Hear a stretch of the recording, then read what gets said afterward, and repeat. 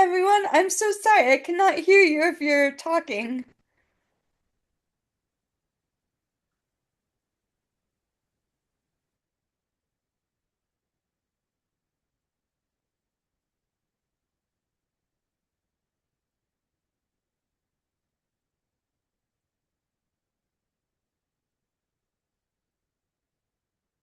Can you guys hear me? Yes, I can. Oh, Grace, is this Grace? Yes, it is. Grace, it's Gina. I'm online too. I can't hear anything in the room at all. Can you? I cannot. No. I had trouble Okay, yeah, I think as a panelist, I so couldn't even log in. Yeah, I don't know what's going on. I had to do it through my phone. I couldn't even log in via the link. Oh no. Yeah. Hmm.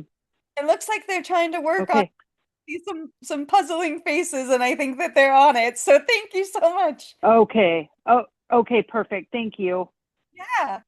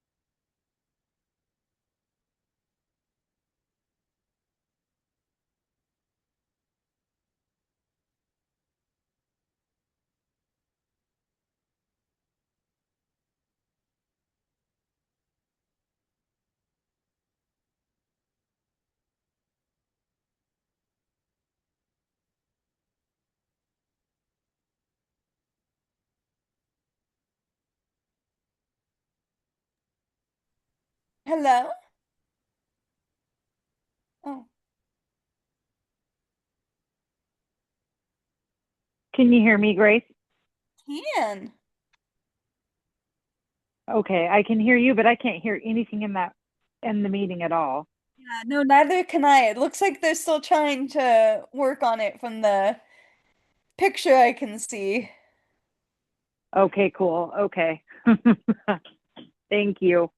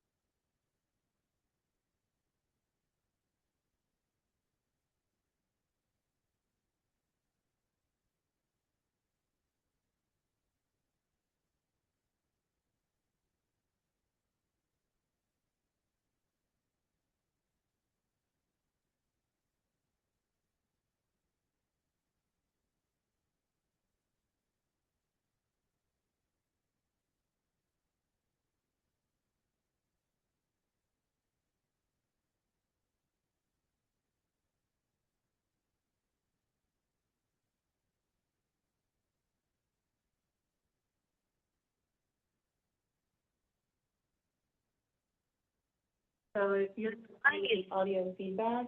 We can hear you now. Oh, yay, that was. Now you can hear, so put it on speaker. Hello, Grace? Hello? Oh, good. Good. Oh, okay. That's weird. We're trying to do a workaround. Can you hear us, Commissioner Edwards? Yes, we can. Oh, okay, well that, Okay, then I just do that as is. You wanna Okay. flip it over for speakerphone or? Either Or did way, you see that? Some of them are on the top Okay, and the bottom. all right. so you're joining us by cell phone because we're working on our technical issues. No, I'm so sorry about that. Yeah, it was weird when I tried to join, it didn't put me in as a panelist, and then I think Gina had to join by her phone too because she was having issues with it. Oh, Yep. Okay, he was just there a second ago. Good. okay. Commissioner I'm Kotek, here. are you there? Yay. I'm here. I'm on Hey. phone though. It wouldn't let us see anything, so I'm on I can like dialed in. Okay. It's a workaround. All right, Can you ask if they can Yep. hear They can hear. okay. We'll do this though. only through the cell phone? Only through the cell Have phone. then you, you won't have be you able- heard us talking? Can you see the screen? Can you guys see the screen Can't at all? see the screen. No. I can see the screen. Oh. Okay. All right, Great. All right, let's just, use well, then the public won't be able to yeah, dial in. This is only. right. Do we have people? We have public. Okay, well, if Grace can see the screen, I'm sorry. Okay, so let's just, Everybody's let's just listening. use this method. Yes, So we can keep going. that's what it does. And, let's Yeah. go ahead and do a preliminary docket. Is that okay? Let's back up and if we, hold on a second, because we skipped public comment. Oh, you're right. And I just wanted, do we have an ability for anybody, who's here attending from the public remotely? Do we have anybody like that on? We have Chris. Okay, is Mr. Lester there and can hear us? We need to unmute Chris. There we go. Mr. Lester, if you can hear us and if you would like to make any public comment to the Planning Commission, that would be terrific, and we apologize for our technical difficulties.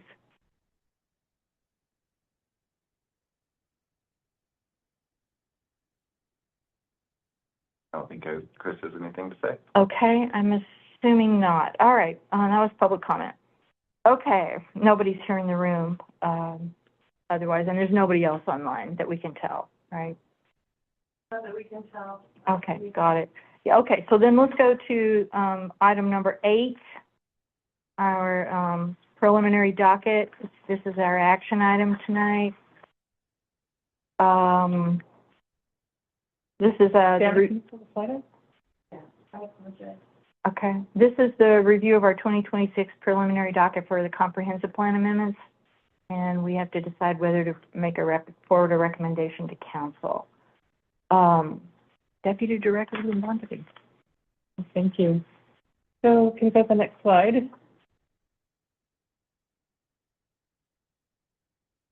So this is what's called a preliminary docket process.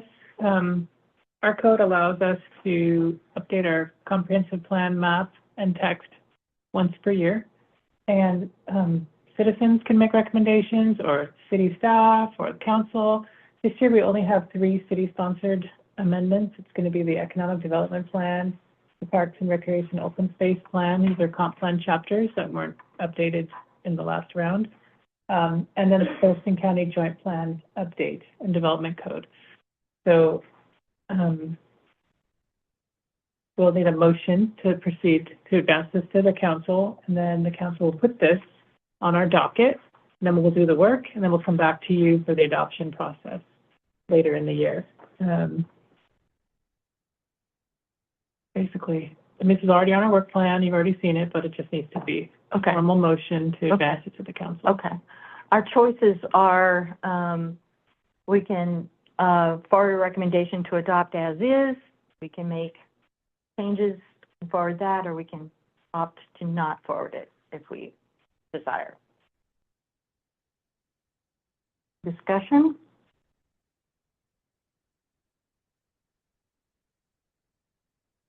From anybody? I'll I'll make a motion to adopt and send back for advancement of the preliminary docket for 2026 comprehensive plan amendments. All right, and is there a second? Sure. All right, it's been moved and seconded to forward our recommendation to City Council for the 2026 preliminary docket of comprehensive plan amendments as described. Any further discussion? All right, oh, go ahead. I'm just here to say this is a big hunk because as I said before, the economic development plan really is just a placeholder, and the Parks and Recreation plan really dates back. I mean, it's been just pulled together each time. It doesn't really represent a comprehensive look, especially now that we're in a whole different organization for Parks and Recreation. So I would expect something a lot more detailed and forward-looking than either one of those two that we have right now. Yes. Yes. So, at the next meeting, February 10th, we do get both the Parks Department and the Economic Development team coming to you. We have them scheduled to come to you to present their plan for the chapter. And it's just a plan. And so for your first stages, it'll look better. They're looking to just let you know how their progress is coming and what they see for those updates. I will be absent for that meeting. I'm letting everybody know well ahead of time. Okay, February 10th. Yes. All right. Okay, so any other discussion before we take the vote? Okay, not hearing any. All in favor of advancing, forwarding our recommendation to City Council for the 2026 preliminary docket of comprehensive plan amendments, please say aye. Aye. Aye. Aye. Any opposed? All right, motion passes. Please forward that recommendation. All righty, let's move on to item number 9, the food system plan implementation. Is that Erica? No. Yes. No. No, sorry, Dana. I'm shuffling papers, I apologize. Hey, Claire, did you know this? I will try my best to project because we are dealing with a little phone mic. Should we shift it over? Oh, We'll have a lot of discussion right away. We want to hear you. Oh, hello online. Hopefully you can hear me a little better. Please let us know, chime in if you fail to hear discussion. Sounds good. So, great, thank you.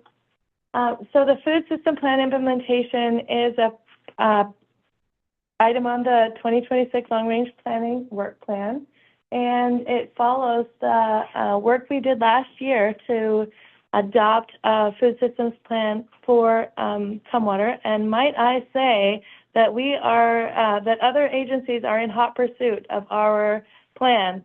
That we have heard that City of Olympia, I'm not quite sure whether they have added it to their work plan or where they are with their process, but they have mentioned at council meetings a strong desire to create their own work, create their own food systems plan. So that's encouraging to see that we're bolstering on people in our region, because it is really a regional effort and it's not something we do alone.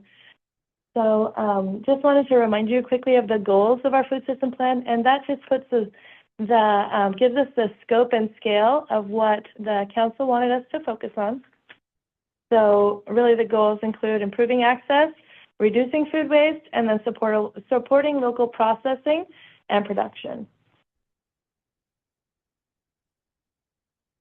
So as I was digging into the plan, for the purpose of implementation and looking at the actions more specifically, I wanted to note a couple of things. That this plan, again, looks out 20 years, just similar to the comprehensive plan. So it's not that we have to accomplish everything this year or else no one will have access to food and all of our producers will go away because they don't like tumwater.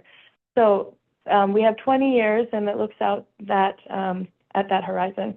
And it provides the goals, but then also policies, and it identifies potential opportunities that we can take action to support those goals. So the opportunities are things that we want to revisit and make sure still work for the community because they are at a smaller scale and have specific targets. So of those opportunities, there were 65 potential tasks, 65.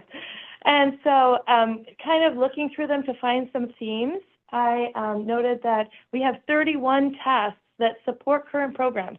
So it's not doing something new. It's just taking the things that are already doing and making sure that Tumwater knows about them, that Tumwater is actively using them in one way, shape, or form.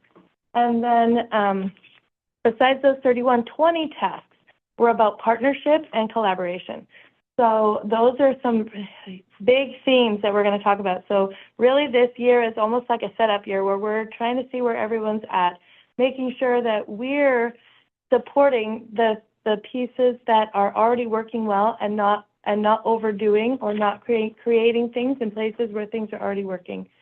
Do you need the computer? Okay. So another aspect of this is that we wanted to create a monitoring and reporting piece because we never want to work at a goal and then not know whether our actions are delivering the right results.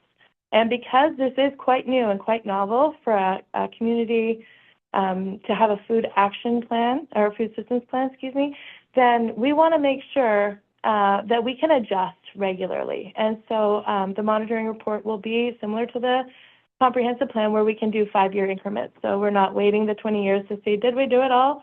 But taking it step by step so that we can do those adjustments.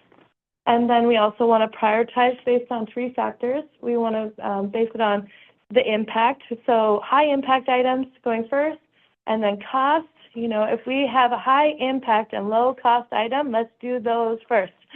And then as costlier items become more urgent or have bigger impacts, then we can discuss how those go on the work plan and how that gets funded. And that can be decided by the council. All right, and then urgency is also another one. So one of the work items we'll talk about a little bit has been part of the impetus of starting the food system plan. And so because of that level of urgency, that's one of the items that we have added to the work plan. All right, so this is the long-range planning project. So it really is just 6 items. We don't have a lot of capacity for this work this year. We have other priorities like the urban forestry management plan code updates and some residual code updates from the development code updates from comprehensive plan and getting those aligned. So just for starters, we thought let's take the pieces that we can, and this is what time we have allocated in the work plan. So these really hopefully you see those themes coming out, that we're identifying partners and working with partners and working on the internal collaboration so that the other departments understand what's in the food systems plan and how they coordinate, how their work coordinates with those policies and goals. And then the other piece is, so on that front, that we've already met with the Parks Department to chat about what pieces they might be involved with. And they have a couple of pieces like the Community Garden Grant Review. They manage the community grant program. So we can't just say, we're going to review their program. We want to do that in collaboration. They've been running the program. They know intimately what pieces are working well and those details. So we want to be collaborative with them. Then the food distribution code amendments is one of the pieces that we felt had urgency and was potentially low cost but high impact. So we want to make sure that as we're talking about food distribution points throughout our community, that they're well distributed, that they're in key strategic areas that are accessible but not increasing burden on neighborhoods, and just really looking into what that means. And so some of those might be where is the best place to site a food bank? And we've talked about, we have community-wide plans about the community center that is underway, or the planning process that's underway for that. And if there's any input that can be given to one location or the other that would strengthen why one is a better fit for a food bank, if that is going to be the ultimate purpose of, or one of the purposes of that building. So just lending that ear, lending that input into those levels of decisions. But then also, you know, as we get on a micro scale, what other rules or considerations need to be thought about when we're talking about neighborhood scale pantry neighborhood scale pantry distribution? Is it food safe? Are those things that are there opportunities for us to partner with programs that already exist and learn about how they operate so that we can ensure a certain level of safety for patrons and users at the same time as making more access. So just those balances. And so, yeah, the GIS mapping exercise is going to, again, just pinpoint those things that already exist and make another opportunity for kind of a clearinghouse of where people can get food in Tumwater so they can access that. All right, so also want to update you. We have a Civic Spark Fellow grant. So this is a branch of AmeriCorps. So I don't know if you're familiar with that, but it's a federal program that basically mobilizes volunteers in a community and pays part of their salary, and then the agency pays another part of their salary. So they're a paid volunteer. This person happens to be a graduated paid volunteer, so we call them a fellow. And so that means they come with great skills and great innovation from just having graduated with an undergrad or a graduate degree. This person, I think, has I'd have to revisit what their background is, but I think they have a Bachelor of Science in environmental something. I apologize. I'll have to look it up. But her name is Shreya, and she started on January 15th.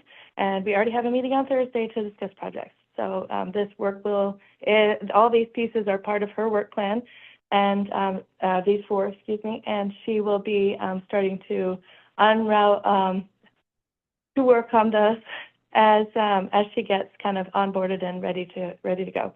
So some of the pieces is, even though we have citywide composting, we wanted, part of the food system plan identified that we need to do an audit, or we need to address whether that composting system is being effective. So that's one thing that that person will, that Shreya will do for us, is just gather the information, talk to the people, find out where the compost goes from our facility. Does it get gathered up and thrown in the trash? You know, we want to follow these things through and make sure that even though some things are in place, does it do the thing it needs to do? All right.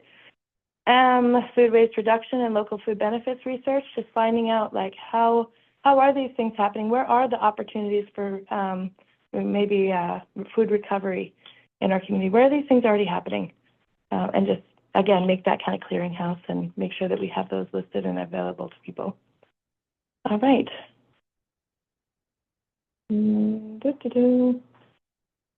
So because a lot of these projects are interconnected and a little interwoven, and some of them are a little bit in the weeds, I wanted to provide for you some updates on a quarterly basis or semi-quarterly.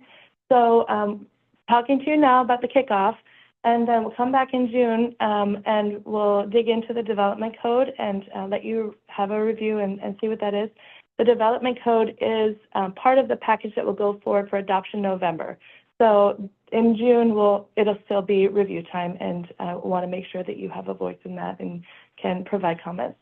And then in December 2026, we'll provide comments, or we'll provide kind of an update of how we did last year and how we're moving forward on these goals. Oops, okay. No, not that one. And any questions? Questions?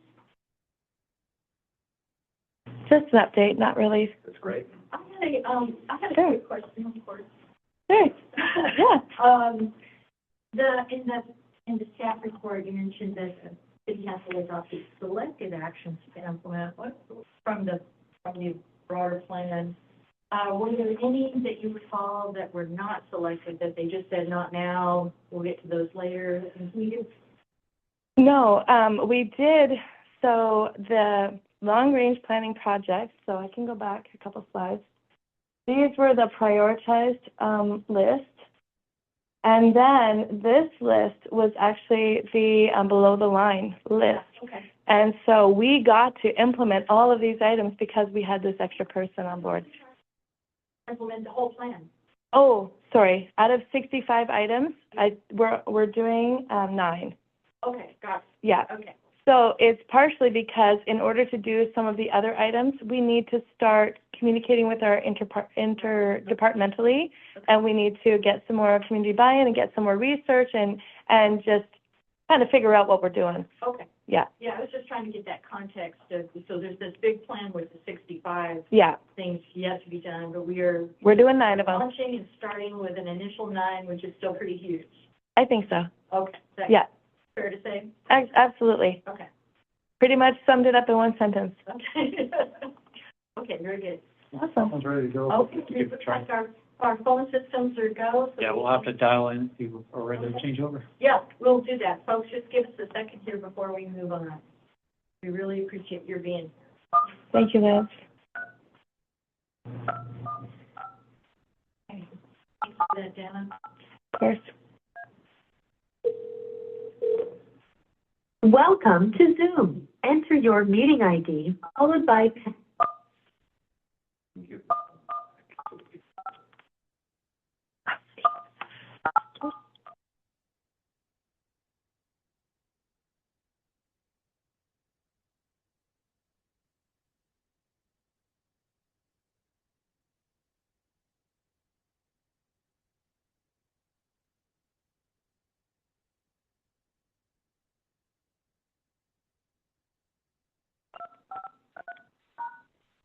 join the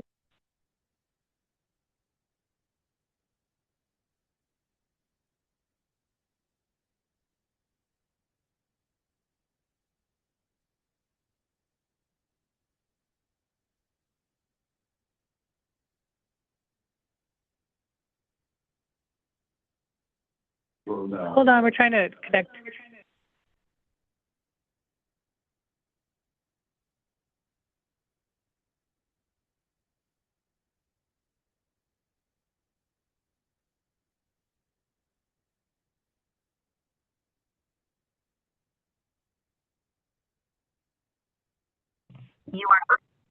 May have to call back in to get it to connect, but. Hi there.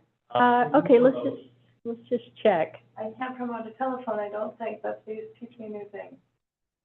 Over here, it says permission to talk to me, remove or report. It did not connect to the correct account, so that's offline. At the bottom left, where the phone icon is, Yeah. that one, or actually that's what's up there. Did we All right. do the ID right? I don't know. I'm gonna actually redial this and Okay. try it again here.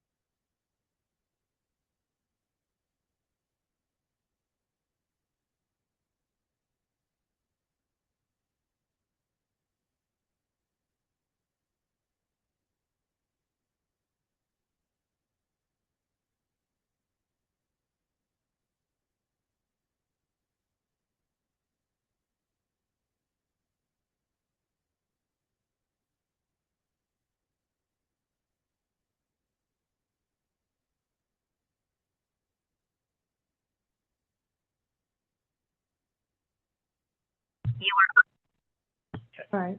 Are we the host or what's? We don't know who the host is. All right, I'm just gonna, Yeah, hold on. I'm just going to go one by one. Commissioner Edwards, can you hear us? And indeed. Very good. We can hear you. Commissioner Kotek? I can hear you. Oh, hooray, hooray.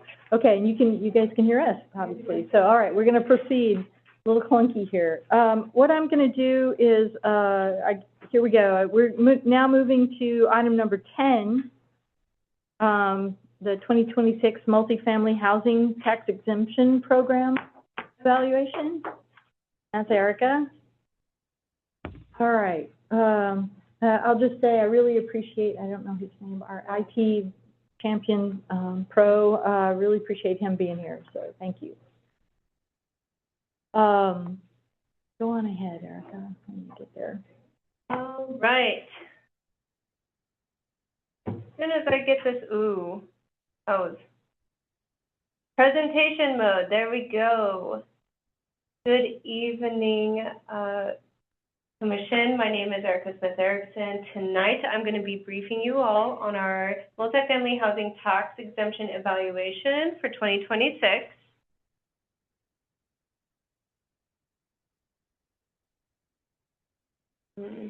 I wish I could move that. There, perfect. So what is the multifamily housing tax exemption program? The multifamily housing tax exemption is a program that supports new multifamily housing and affordable housing within the city. What it does is it limits property tax exemption for qualifying projects, including new construction and the conversion or rehabilitation of existing multifamily development. What the tax exemption applies to is the residential improvements on the property. So the property owner is still responsible for paying taxes on the land and the commercial improvements. The exemption is for that residential portion, and that exemption is for the time period allotted through the 8-year program, the 12-year program, or the 20-year program, whatever program they've applied for and been approved under.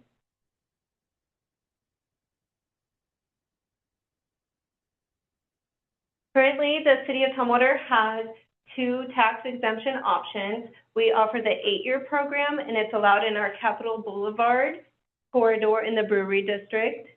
And under the 8-year program, there's no affordability requirements. It's just it has to be 4 or more multifamily units, and it could be new or rehabilitated. There's 3 approved projects currently: the 350 North Apartments, the Craft District Apartments, and the Rookery. Currently, the only one that is actually built and participating in the program right now is the 350 North. The Craft District Apartments and the Rookery are still in the application or conditional phases.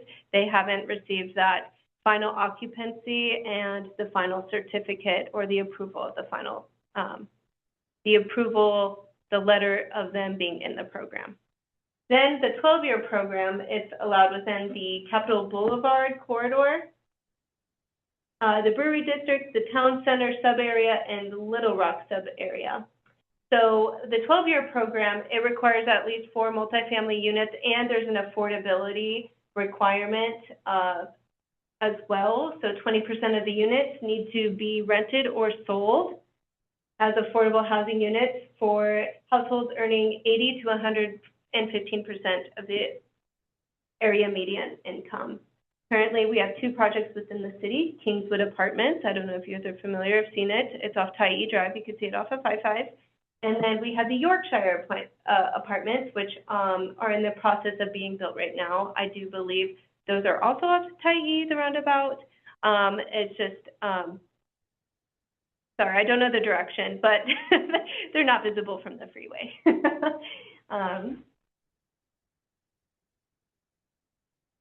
So what are the goals of the evaluation? The goals of the 2026 Multifamily Tax Exemption Program evaluation: we want to review how well the current program is encouraging private development of both market rate and affordable housing. We want to review the state requirements under the RCW 8414 including program updates that were adopted in 2025. There have been updates to the RCW and some new allowances and program changes. I just want to say the multifamily housing tax exemption is a statewide program. So it's not just specific to the city of Tumwater. Other jurisdictions have the capability to provide the program, and it's regulated under the RCW. And then we want to potentially identify program changes that Tumwater could consider, such as additional exemption options. I know, so we talked about the 8 and 12 year, there's a 20-year, there's an affordable housing for home ownership options as well. And then there's some related to transportation, but we don't qualify for those areas. We don't meet the program requirements for that. But also, we would like to assess whether the program's target area should be expanded or adjusted. As we went over in the previous slide, the 8-year program is in specific areas, while the 12-year program is in specific areas. So we want to evaluate, is it working? Is it attracting to development? Does the program need to be reduced or expanded? Also, we'd like to analyze the financial impacts and the overall effectiveness of the program. There are some, so with the tax exemption program, you know, there is the potential loss of public revenue because it is a reduced tax base, and then it also shifts the tax to other property owners. So that is something that we want to review in this evaluation. And then the last kind of one, one of the goals is to provide an analysis and recommendations related to the extension of the multifamily tax exemption program. Currently, our program is scheduled to expire on December 31st, 2026. What that means is we would no longer be able, or we would no longer accept applications into the program after December 31st, 2026, but those that are already in the permitting process or that are already approved and participating, it's still valid, just no new applications for the program can be accepted.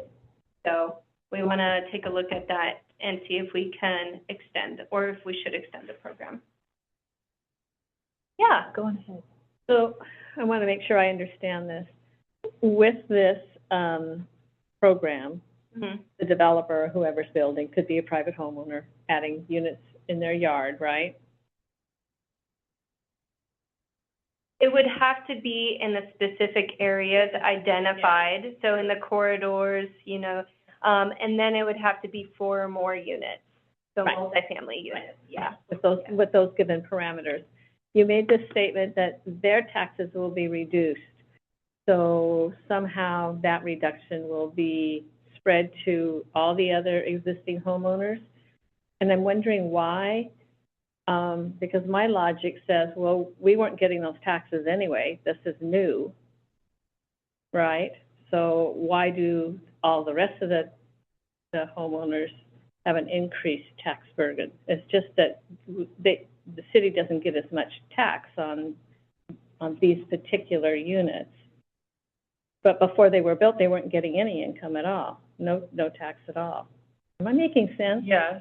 Yeah, it's a tax shift. So if they were to come in without this program, they'd have to pay taxes on that multifamily. On the residential portion. They would be paying taxes on any new. And so they're not paying taxes, shifting surrounding property owners. It's like a tax shift. If they didn't build, there'd be no taxes. But if they did build, there would be taxes. So where's that tax coming from?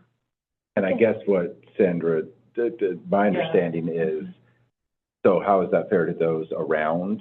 That's the question. Yeah. So the city is getting more housing. That's the question. Is it fair? Is it attracting more housing that we wouldn't have had? So like it's desirable because we wouldn't have had those taxes if they hadn't built. Hadn't built, but if they... And so now they're building and they have a little bit less tax than their neighbors do, but I don't think that means that percentage should be shifted to the other neighbors. It's still new. It's still new tax income. Are we saying it is shifted? Yes. I didn't hear that in the... Currently, the program, as it's existed, it's always been that way. Okay, so in order to, that was sort of my question too, was who backfills that lost revenue? Yeah. And yes, that seems like that's problematic if it's shifted to people who are not, who don't stand to gain, except for maybe a social sense that there's more housing. Exactly. And maybe not all of those people can afford it, because some of the neighborhoods chosen may not be the ones where people with the highest income. What this evaluation will help with is it identifies and will let us know how much of that is being shifted to the community, and we can analyze that. I don't have the exact impact because we have 5, five participants in the program, and, that's been shifted already with those. But to have this evaluation done, it would be like, does it work for Tumwater? Is it successful? How much of an impact is it on the community and the other taxpayers? That's what we're hoping to find out. That's part of the evaluation. Is it working? Does Tumwater, should we continue with the program? Should we reduce it or should we expand it? They would help us with that analysis. Well, I'm very much supportive of that analysis. And I'm assuming when you say shift, that it's all of the homeowners in Tumwater, the city of Tumwater. It's not just the homeowners where in the neighborhood where that's happening.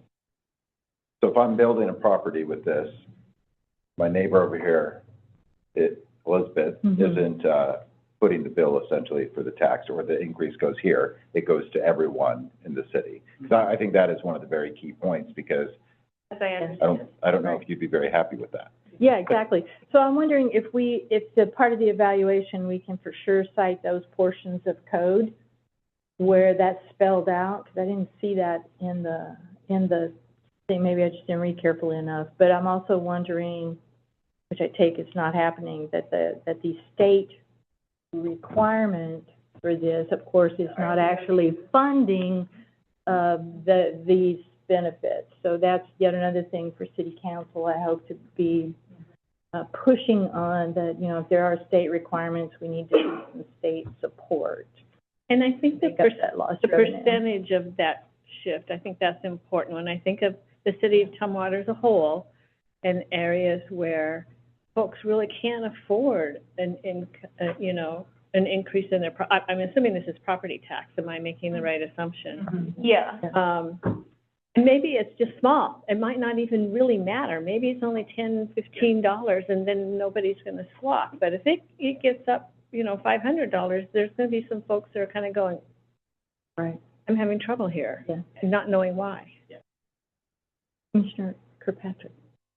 I really don't think this is that much difference from the school levy, which the city of Tumwater has routinely passed every time the school put it up. That's shifting a cost to all the taxpayers of the city of Tumwater, regardless of what their income level is. They could be at the bottom level of income, and they're still going to be sharing in that, even though they voted against it. My daughter lives next to Ording, and Ording has not passed their school levy for 50 years. You can guess what the school system looks like in the city of Ording. So I think this is one of the things that is part of the privilege of living in a city like Tumwater, is to pay for things like this. I'm not saying that, I'm opposed to it, but I do think it's worth, because it's not terribly obvious that that's occurring.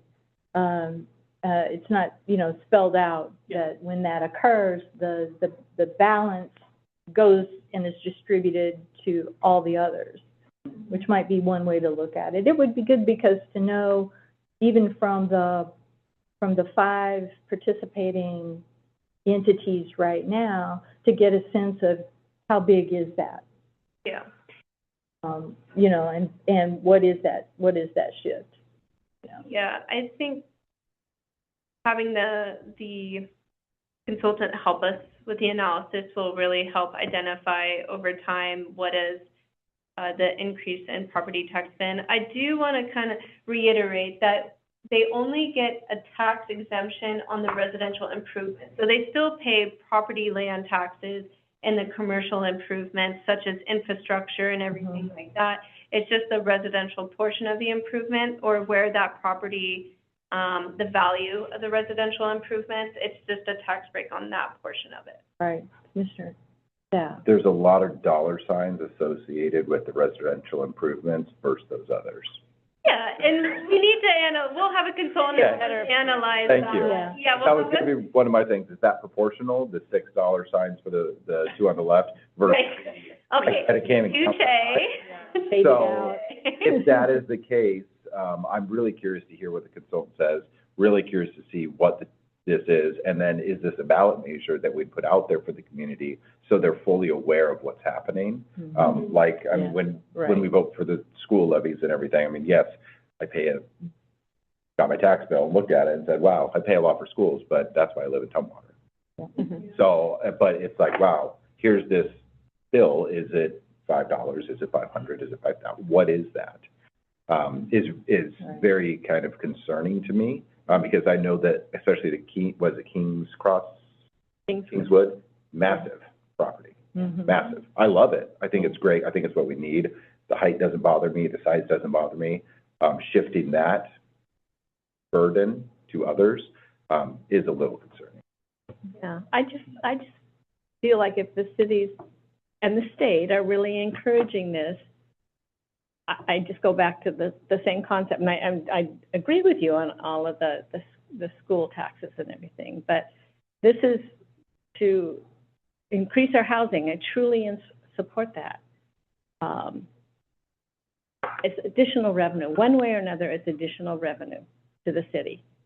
And if the city is supportive of multi-housing, then they can take a little hit on that additional revenue. That's kind of what my position is. And that, we do. Yes. We are impacted by it as well. Yeah, I do want to state that. And we don't take these lightly. Right now, the current approval process has to go through city council, and there are hearings on it, and it has to get council consent to be approved for the program.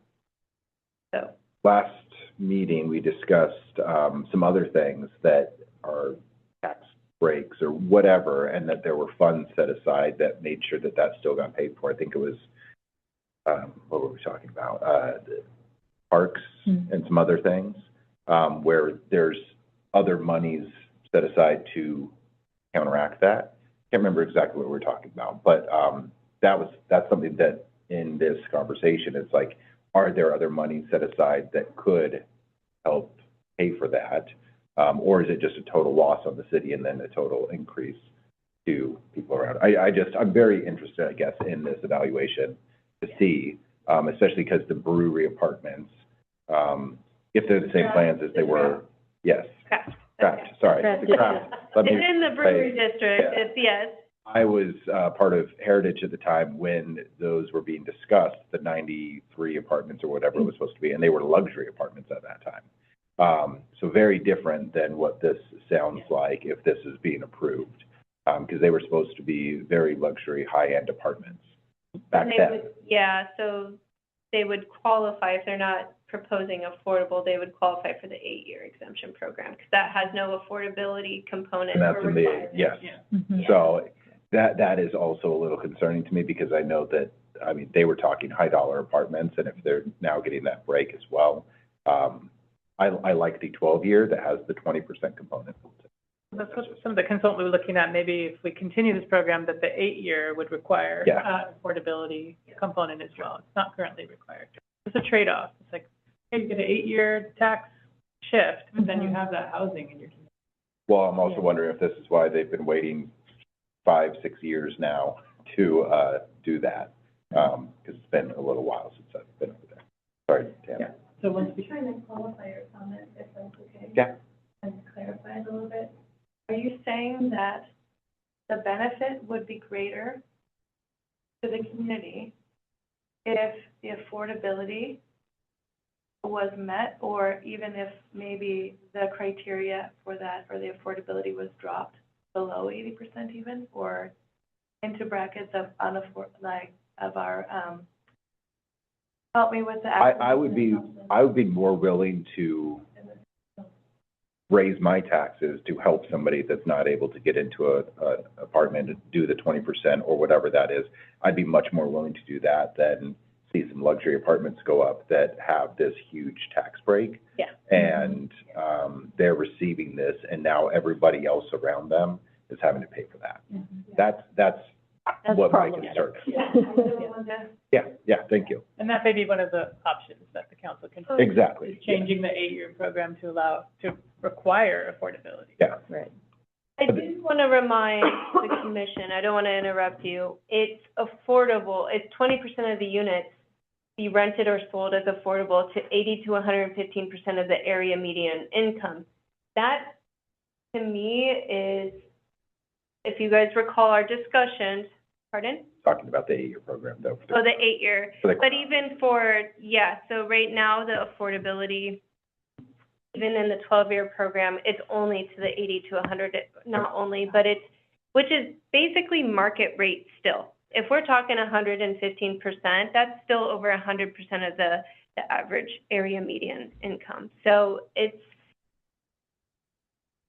there are options for the 8-year to require an affordability component of that program. The RCWs and the state program has more options.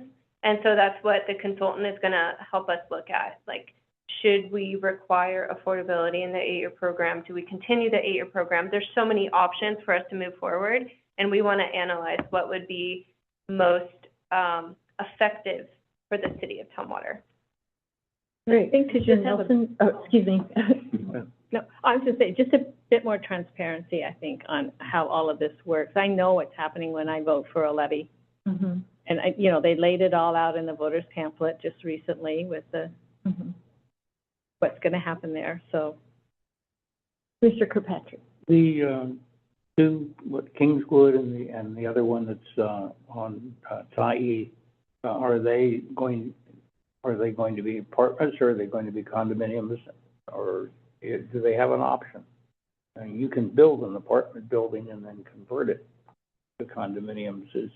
When you approve this program for, say, Kingswood, does it limit them to remain apartments for that 12 years, or could they convert to condominium?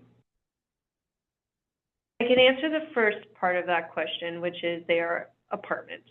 They are permitted as apartments. As far as converting to condos and that different housing type, I'm not sure. I'm not sure what the requirements of the MFTE program are. I just know that they are required to maintain that affordability for the duration of the program.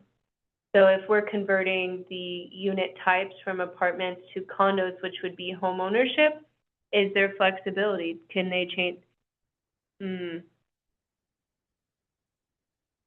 That's a good question. I am not sure if our current code under the 12-year program has the affordability for ownership options, or if it's just rental options. I think it would be interesting to look into to see what the agreement allows them to do.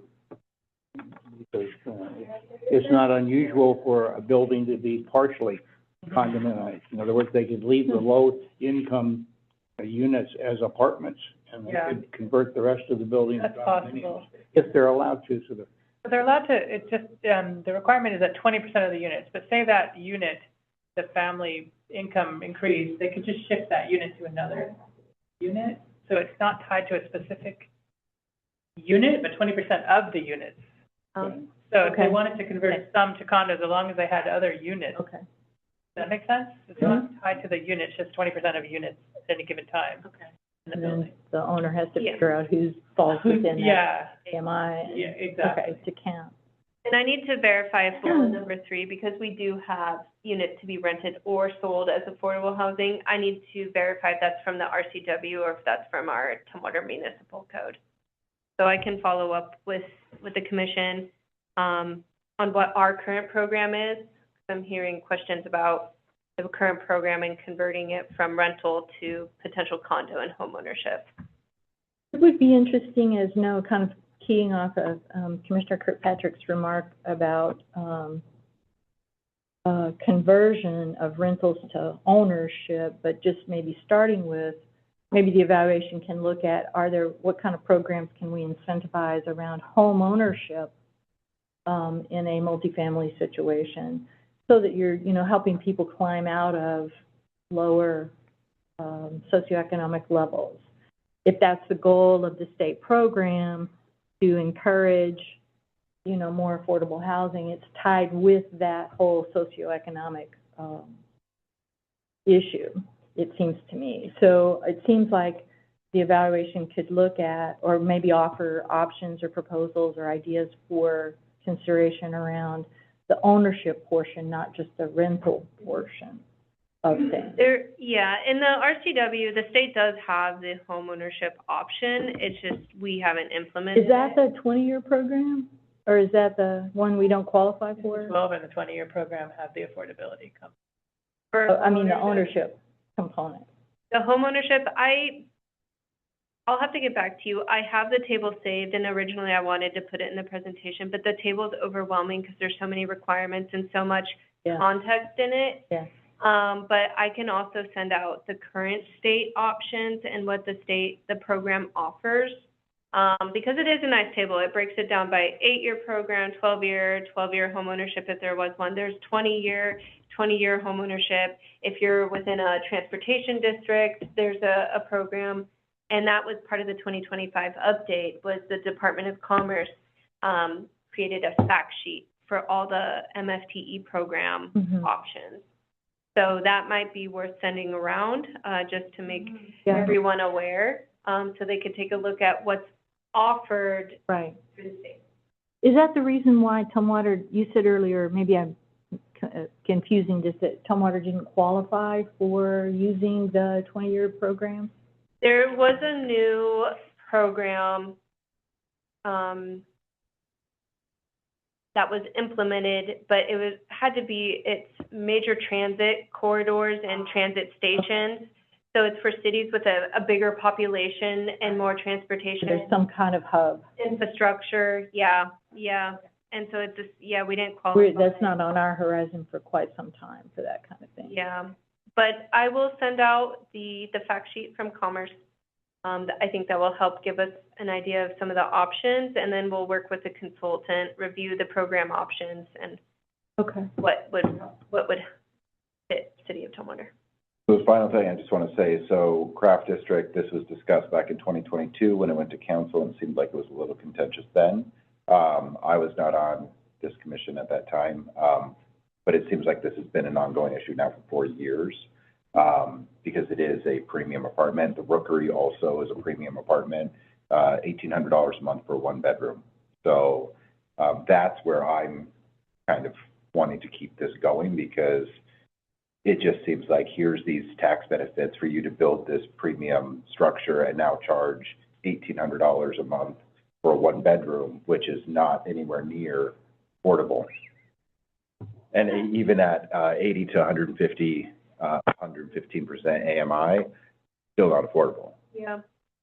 I do want to circle this back to our housing needs and allocation. So regionally, Tumwater said over the next 20 years, we need to basically, over 9,000 units. So housing is housing, units are units. There was a housing need for market rate housing. And so we are still addressing and meeting our housing goals by trying to incentivize and attract more. This is to attract development. This is to try to attract more housing. It is just an avenue that the state has provided the city. Because regardless, we still need housing, whether it's affordable, whether it's multifamily, whether it's single-family residential, middle housing, permanent supportive housing, emergency housing, transitional housing. We need housing. So this is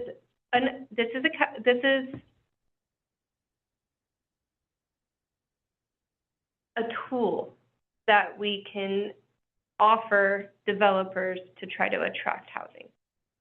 So kind of keying off of that, but also going back to the deadline or the expiration date maybe, is I am curious about time.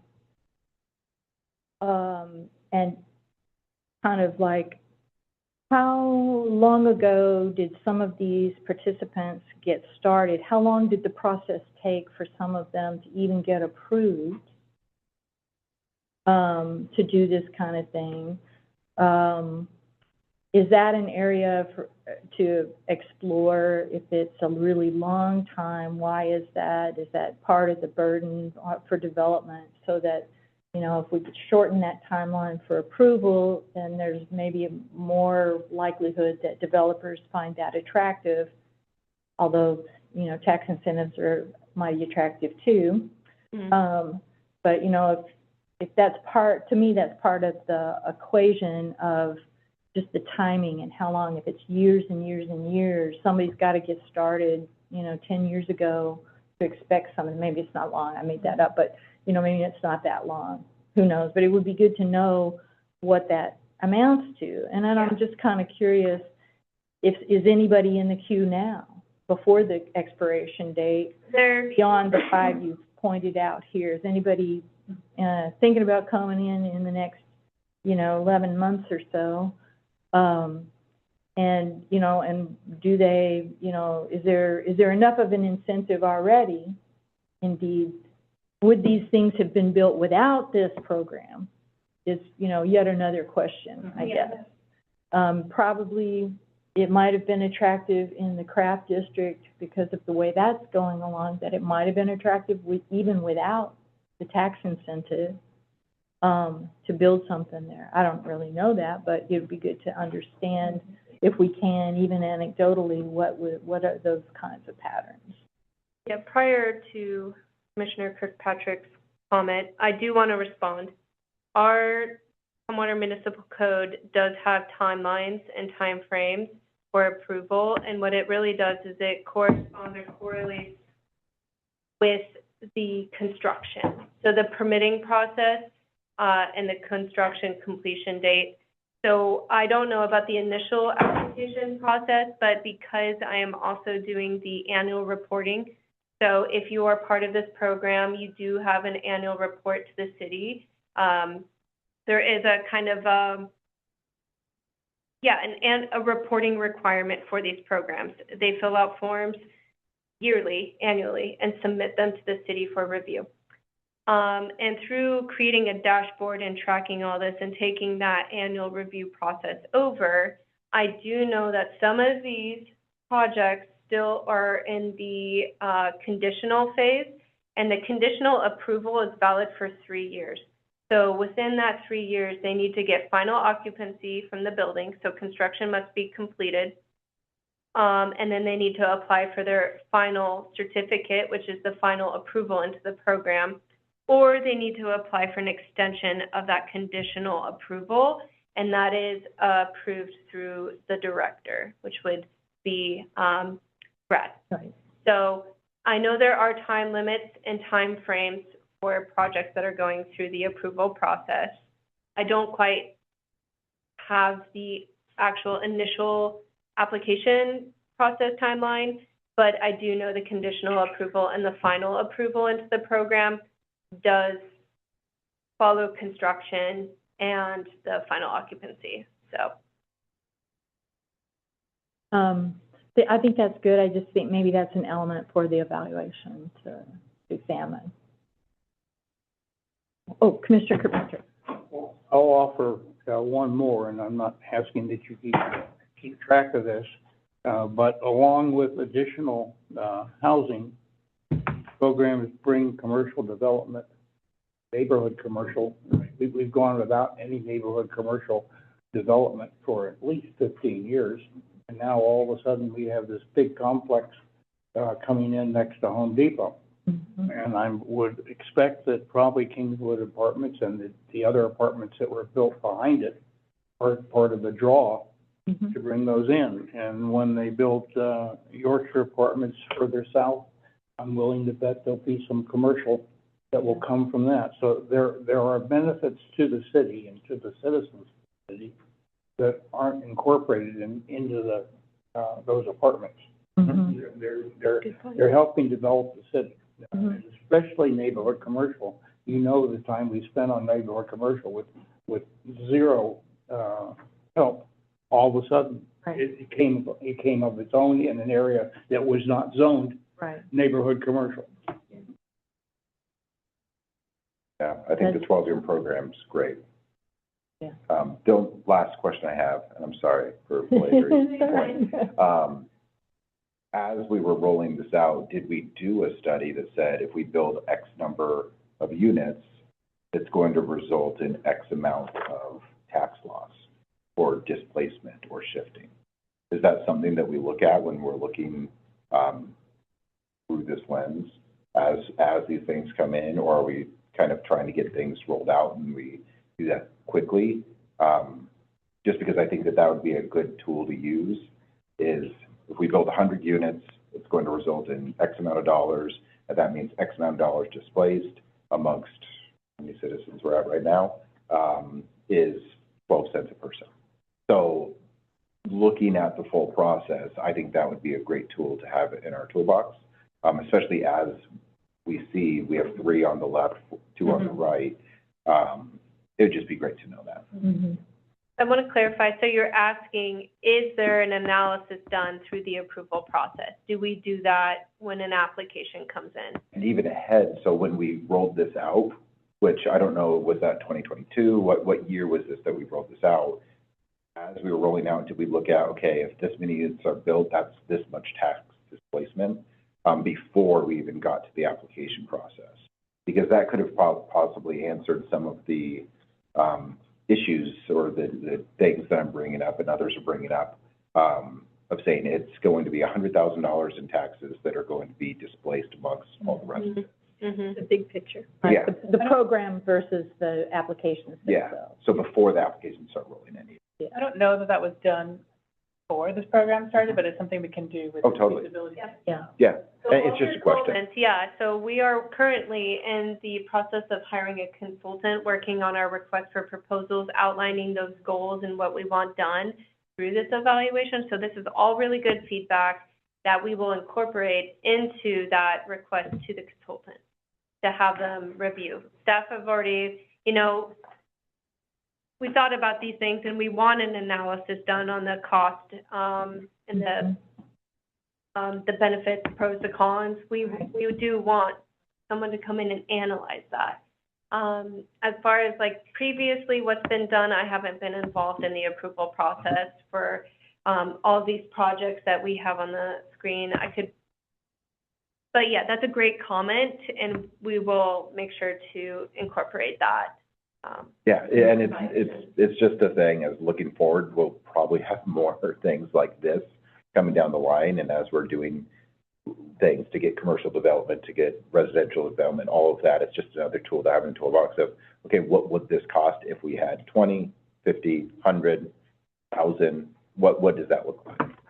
As we're rolling it out, because we know we are now displacing taxes, and I think the public doesn't like when taxes are just displaced without their voter approval. The levy, school levy, yes, some people vote yes, some people vote no, but as a community, you move here, we're going to vote yes, because we want our schools to be the best. We want to be able to do this. So that's it. Sorry, Dan. Great, go ahead, Dana. Again, just to clarify, I think it's helpful, but what I hear you saying is, like, as a program whole, did we determine almost like a threshold of like this number of units is maybe the limit of the program? Not necessarily, but I think that's a good point, but I would look at it as 4 units, because that's the base of entering. Yeah. So if we had 1 4-level or 4-unit property that's built, what is that tax displacement from 4 units? What is the 40, 400, 4,000? And then is there a threshold where we say, wow, we just got flooded with applications, and yes, we don't have to grant all of them, is what it sounds like, but is there a threshold? And then to use that to determine what applications we approve. I would love to have that issue. I think that would be a great issue to have, that we're getting so many coming in, but I'm just saying, what is the cost of 4 units? And if we don't even know that, then that to me is a concern, because I run an operation and I want to know every single everything. And so if I don't know what those 4 units are gonna cost, I'm not going to do that process, because I'm gonna say I didn't do enough analysis around that. If you were really successful, if we were all really successful, what is going to be the additional tax burden? Yeah. Right, that's what we're looking for. You know, and it may scale, you know, maybe it's, you know, there's a greater, displacement out to everybody else at a smaller scale versus a larger scale. It's all compact or something, I don't know, but, you know, the idea is, what is, you know, I think your initial question was, hopefully there was some sort of public discussion around when these programs were initiated, but, you know, certainly examine that now. How do we understand what that tax burden is going to be compared to the benefits? But, you know, what is that tax burden and at what scale? And, you know, who's gonna experience that? You know, those kinds of things. Yeah, and that residential, oh, sorry. There is a relationship because, maybe not, so, sorry. I'm just thinking the parcel size, but that land is not. They're still paying taxes on that, yes. Yeah, they're still paying on the taxes. Those residential improvements. However, you know, as it's developed, if there's more development on it, the value of that is greater, right? And so the taxes are greater, unless they're, you know, deferred. But, you know, on higher value land, the taxes are higher. Am I right about that? I think, okay, so, so as it. Dollars are more. Right. And the residential improvements, I mean, do you pick this item that is $100 or this item that's $10? Right. Well, I'm not paying taxes on it, so I'm gonna pick so it's going to be better built and other things, hopefully, as those improvements have less taxation on them, which is another benefit, which is good. Right. So we get better properties. So there are benefits. It's just, I think this is a really good discussion, and I think that's why we're here. Right. But also, it seems like this was a discussion back then as well, but I wasn't around back then. These are great comments. Yeah. And I want to try to best address them, the concerns, but we have to work within a scope and within a budget, and we have to find a consultant. So through that process and the discussions, we will see what's actually feasible and how far into detail we can get. I think primarily we have some main kind of high-level goals that we want to have a deep dive into. And then I think, you know, as you know, the department's working on the RFP and working with the consultant, we can maybe elaborate on some of these concerns a little more. Just right now, we're very high level. We are still at, you know, the hired consultant to conduct the evaluation, the RFP. We have to go through the process for hiring the consultant, interviews, looking at those proposals, the applications we received. So this is really great feedback. We'll try to incorporate as much as we can. And then August through October, we're going to be coming back and reporting those findings or those recommendations. This is next steps. This is our draft timeline for everything. But when we have updates, we will present to you all. And then we also might be including there might be some development code.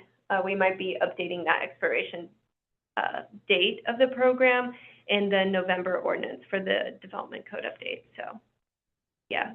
So if that's a pretty compressed timeline, it seems to me, for a contract, for something like this. I don't know, but if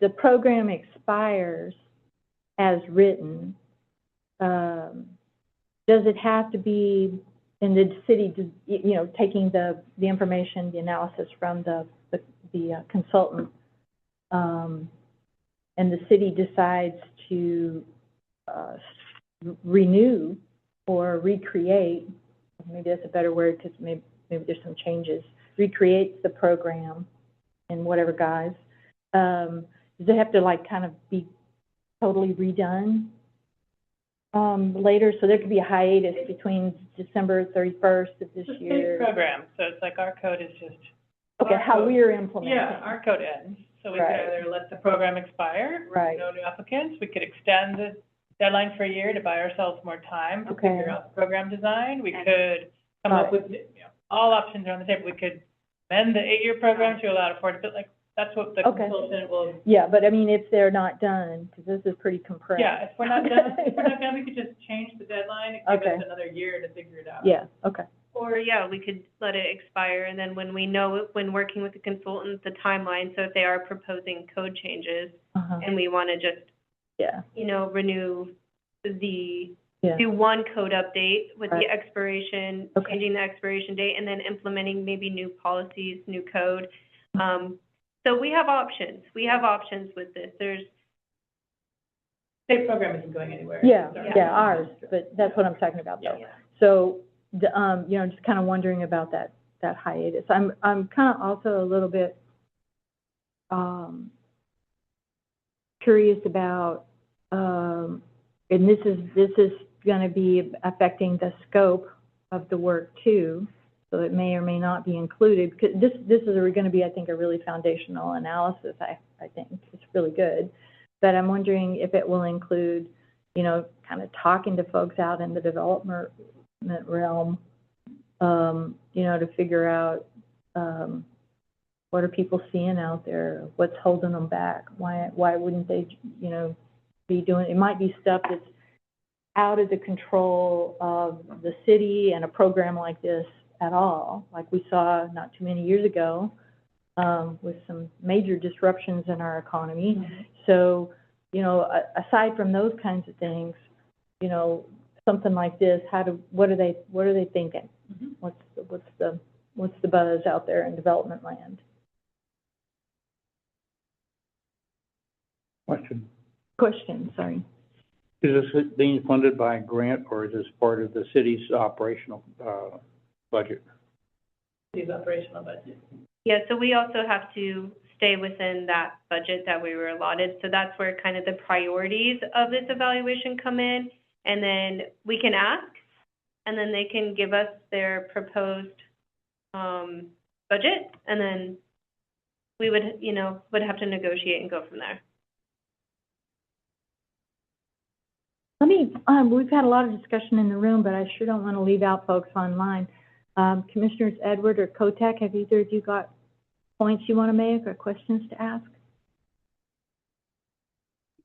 No, this is really good information. I think the biggest piece for me is making sure that all the citizens in Tumwater understand the cost that is afforded to them from this.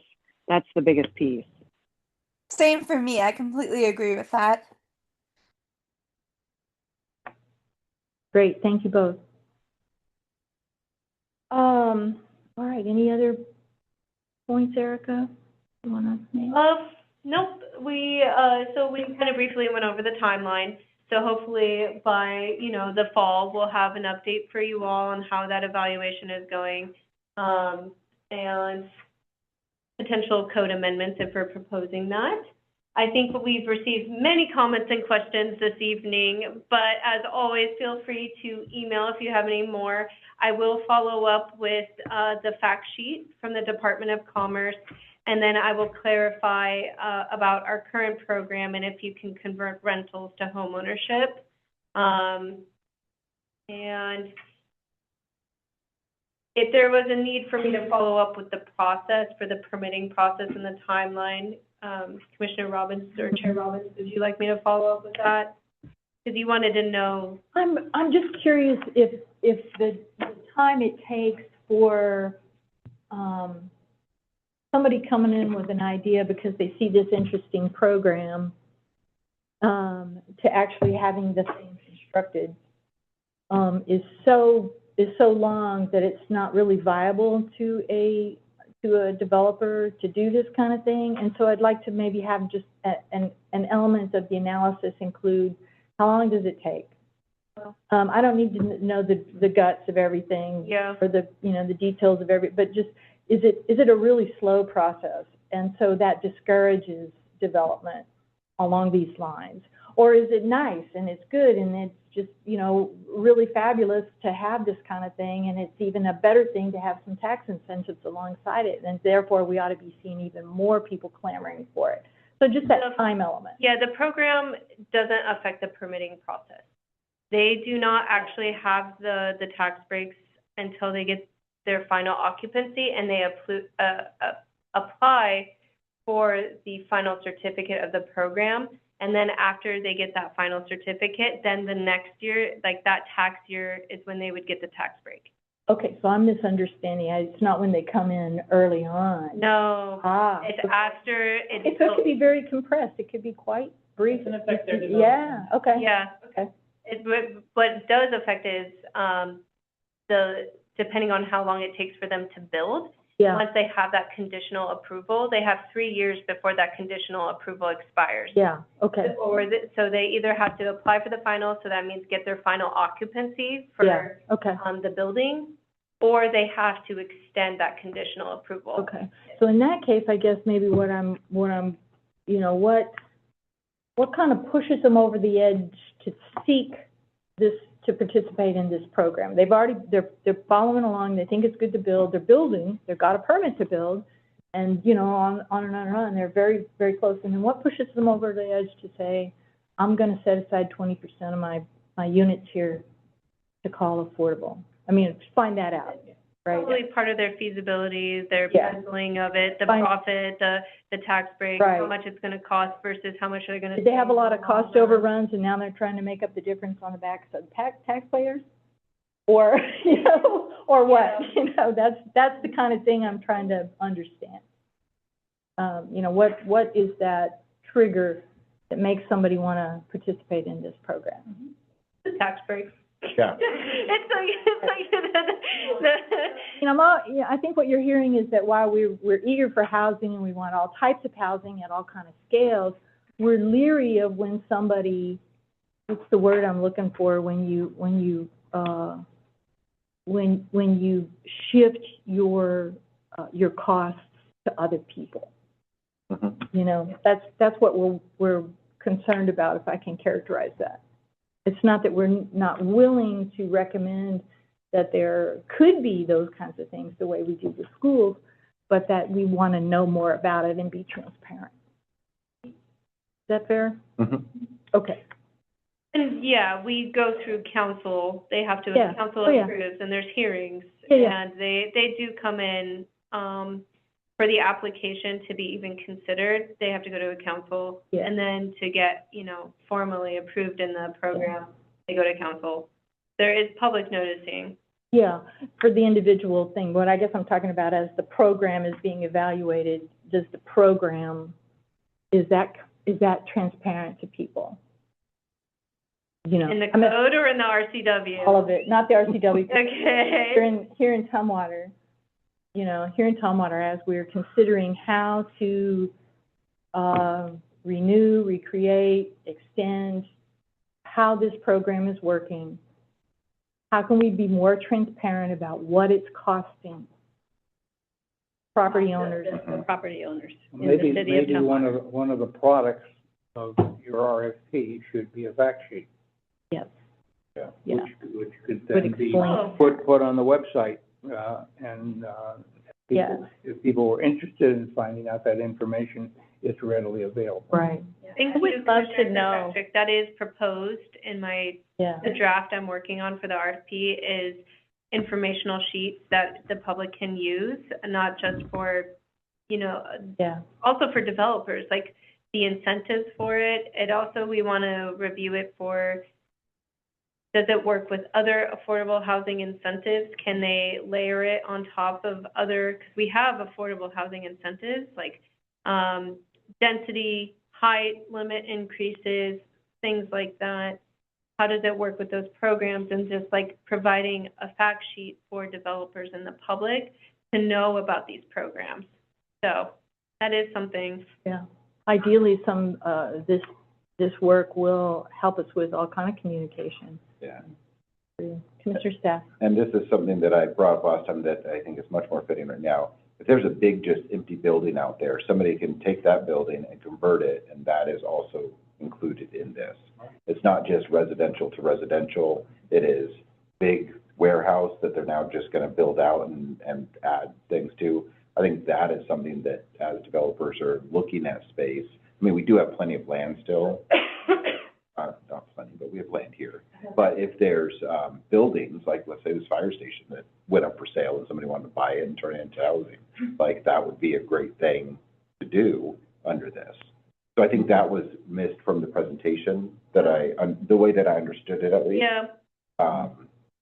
Just a nuanced piece. Yeah, so a project would qualify for the tax exemption program if it's redevelopment, rehabilitation, or proposing at least 4 new units. So it could even be an existing apartment complex and they're proposing 4 or more apartments. So it's as long as it's 4 or more units being proposed, rehabilitated, they would qualify. So a conversion to a residential use would qualify as long as there's 4. Thank you. Yeah. Perfect. Got it. All right. Any other comments on this?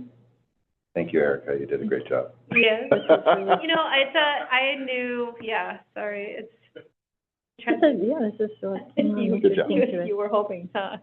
That's Yeah. right. What I would love to see in that consultant's report is an example of an apartment building, let's just say a 50-unit apartment building. What's the tax that they will pay, and where are they getting the tax credit that they won't pay? And that's what I really want to know. Mm-hmm. And then, I don't know if it's possible, I would think it would be, because it's going to happen, then how will that displaced tax that they're not paying, what's the impact on the property tax owners? And maybe you can divide those categories up into, you know, 500,000 and above, and 250 to 500 and 100, which is really the lower property owners, those in mobile home parks and those kind of places that actually own. So they're going to get taxed as property owners, right? Yeah. And they have purposely, I still am impacted by the woman who wanted us to do something. Do you remember? And she wrote the letter, and she said, my mobile home, which is a modular home that she has, is not even valued the same as a stick-built home with the foundation somewhere else. And so, you know, she was, how would that impact her? Mm-hmm. Those are the people I think about when we do this. We want more housing. I absolutely don't disagree. I just don't want that displaced tax to become a tax burden on the population. Mm-hmm. That's what bothers me. And I would like to see an analysis of what that would really look like. Yeah, with numbers. I think that's the really salient thing. Thank you, Commissioner Nelson. Yeah. All right. Let's see. Our next meeting going to be on the 10th of February, and we're going to hear from the economic development folks and get to meet our new person. And parks. Anything else? Just those? Okay. And Commissioner staff won't be there, so that puts the burden on everybody else. Everybody else. Be here. This is a great night. Everybody is here, so we really appreciate it. Okay. There being no further business before us, I think we are adjourned, and it is 8:37. Thank you. Thanks, Thank everybody. you. Thank you. Thank you for your presentations, both of you guys. Yeah. Sorry. You know,